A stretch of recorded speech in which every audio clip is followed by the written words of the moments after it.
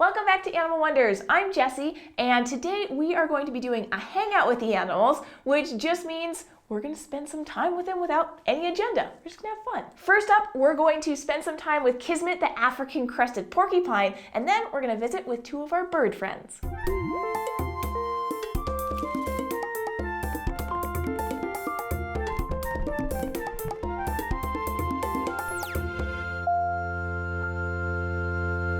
Right now, we're in the romping room, which was built by the help of all of these wonderful people, and in thanks, we put their names on the walls. Kismet is right through that door. I'm gonna go ahead and let her come in. Hey, pretty girl. You can go say hi to Maya? Oh, she's gonna hang out with us today. This is how we greet each other. She comes up and she licks or grooms my arm while I use my thumb to kind of lick and groom her as well. She loves getting her pets, and sometimes she'll even climb into my lap. In the wild, African crested porcupines, they live with their family group and they do a ton of socializing. They have this really wiry fur and it does get greasy, and so they groom themselves, but they will also spend quite a bit of time grooming each other as well. So you can see she's really sweet, but her back half can be pretty intimidating. So those quills, they can actually run through a lion, so they can be quite dangerous, but she really only uses those quills, come up here, when she's scared or frustrated. I said these guys are really social, which makes it really fun for both of us to interact and have these little hangout sessions. Because socializing is so rewarding to her, and she's also very smart and food motivated, it actually makes training really easy for her. Hi, babes. Hi. Oh, the loves. Yes. So we do a lot of training.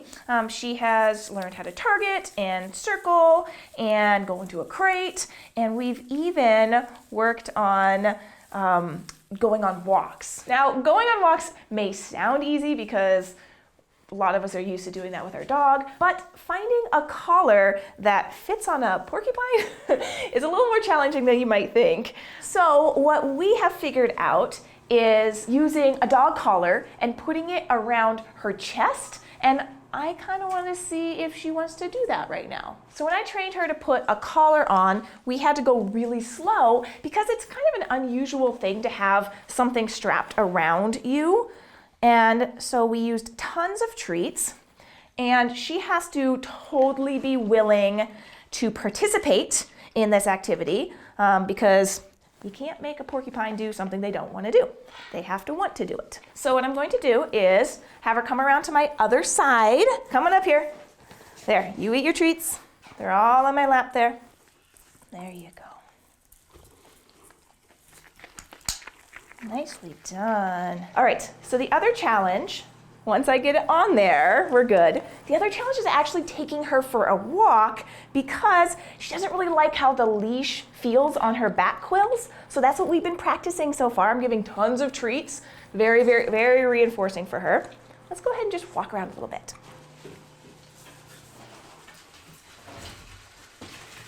Got it? There's lots of sticks around. Can you get past them here? Let me help. Good girl. And let's stand right up here. Good girl. So because she has the collar and leash on, she feels it on her body, and sometimes she feels the need to want to back out of it.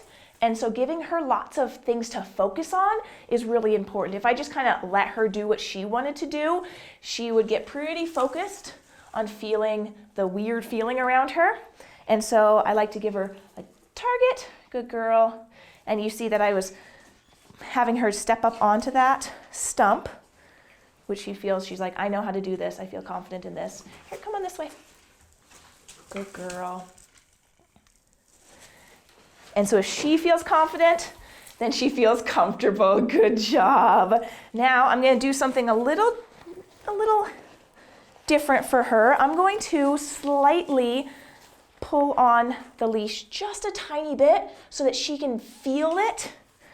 And then I'm going to reward her for just ignoring it. So I pull on it, good. I'm gonna pull on it, good. So I really don't even want her to react to it.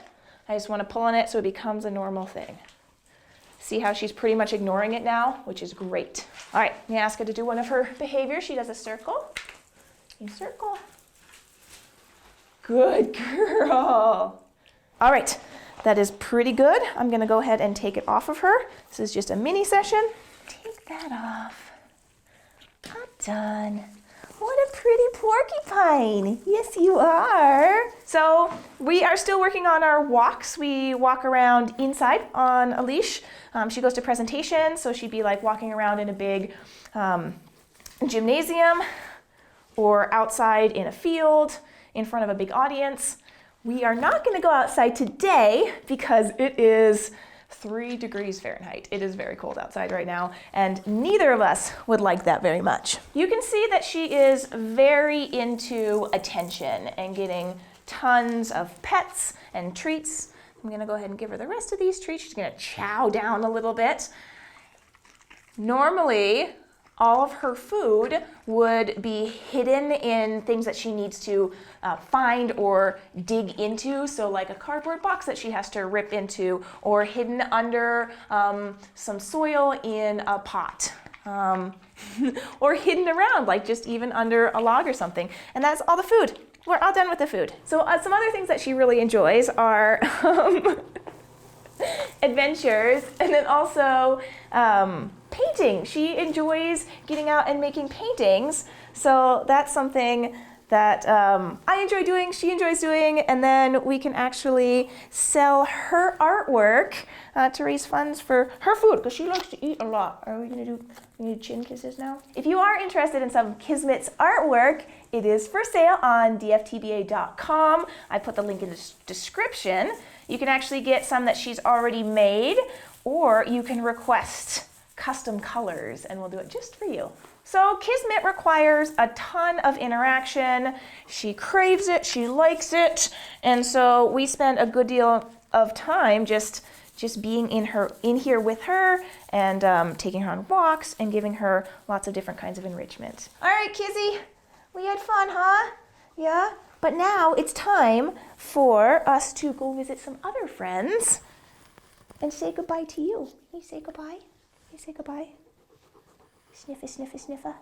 This is Ginger and Maui, and they're both green cheek conures. Maui is a different color. She's actually called a pineapple green cheek conure, and that is just a color mutation. These two are bonded to each other, but they still enjoy interaction from me, which is one of my favorite dynamics in captive birds. The reason I like this setup so much is because they are companions for each other. They get all of their social needs met 24/7, but they also enjoy interaction with humans, which is a great setup for training sessions. Because interacting with me is rewarding for them, and I also have treats that they like, we can do lots of training. Maui has been trained to be very comfortable on a hand and go out to presentations. She will actually take seeds from other people and even step onto their fingers. Ginger has a personality a little bit more typical to green cheek conures, where they pretty much like one person and everyone else is kind of off limits. Ginger has been trained to fly back to me, so if she does slip off my shoulder, she'll just do a big circle and then land right back onto my head. These gals do spend a lot of time playing in their enclosure, but when they come out, we like to have a lot of fun too.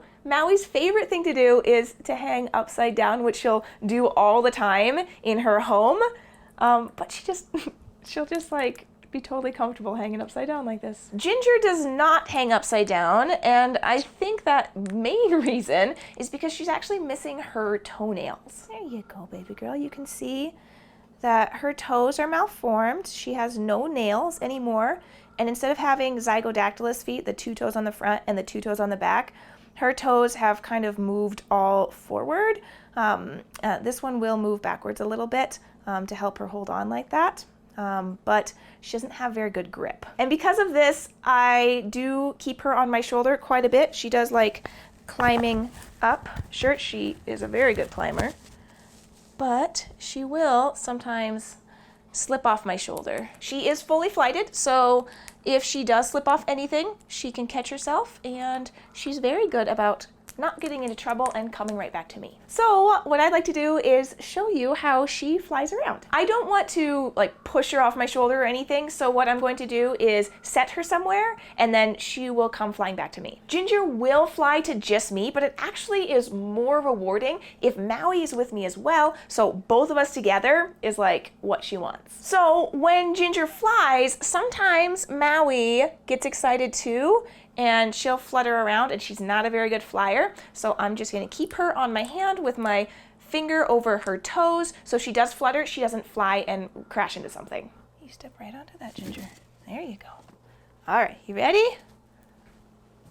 Come here, Ginger. Good job! What a good job! You're a pretty bird. Yes, you are. Here's the shoulder. There you go. Here. Wonderful. You too, Maui. You did great. I get asked a lot if our birds are fully flighted and what my recommendation is for trimming pet bird wings. I would say that's a really personal decision and each situation needs to be looked at individually. Ginger is an excellent candidate to be fully flighted because of her toes and she can't grip very well, but also she has very controlled flight and she really doesn't go and get into trouble. Maui, on the other hand, when we started training her for free flight, she really wasn't very good at controlling herself and she ended up crashing a lot and hurting herself. It's unfortunate that we can't keep her fully flighted. I would love it if we could. And that's something that we can always work toward in the future. Right now, Maui has enough flight feathers that she's not gonna land hard if she does spook off my hand, but she doesn't have enough flight feathers to get up with some lift and crash into a window or something. So if your bird can be fully flighted, that's the best thing for them. But if there's dangers in the household or they're not a good enough flyer yet, you need to be very cautious. So my other favorite thing to do with these two little gals is to sing because they like to dance and kind of join in. So let's see if they want to sing a song. Do you want to sing a song, guys? How about, if you're happy and you know it, clap your hands. If you're happy and you know it, clap your hands. If you're happy and you know it, and you really want to show it, if you're happy and you know it, clap your hands. Green-cheeked conures are a fairly common species for a first-time bird, and they can be quite cuddly, but not all of them are going to be. Maui will let me give her little pets on her head, like this, but it's not her favorite kind of interaction. Mostly she likes to sing and dance, hang upside down, and just see new sights. Ginger is pretty hands-on. I do have to let her know I'm coming, because she can't step up very well, so it has to be a full hand grab for her. She can sit on my hand, but she is quite uncomfortable. You can see that she doesn't like to be very exposed. She likes to feel really secure. One of her more secure holds is this, so she can put her feet on me, but also she feels like she's definitely not gonna fall off. She does let me give her little pets on her head as well. And she's a pretty cuddly little girl, but again, she only does that with me and not with others. You wanna head back up there, don't you? Yeah. There you go. You got it. Get cozied in there. Get my hair out of your face. There you go, cuties. I love getting to hang out with these two, but I also really like that their happiness isn't totally dependent on me interacting with them. They have each other, and that's perfect. I hope you've enjoyed getting to spend time with some of the animals today and getting a glimpse into what I do when I'm not doing public presentations. Thanks for watching, and if you'd like to go on an animal adventure with us every week, be sure to subscribe, and I'll see you next week. Bye.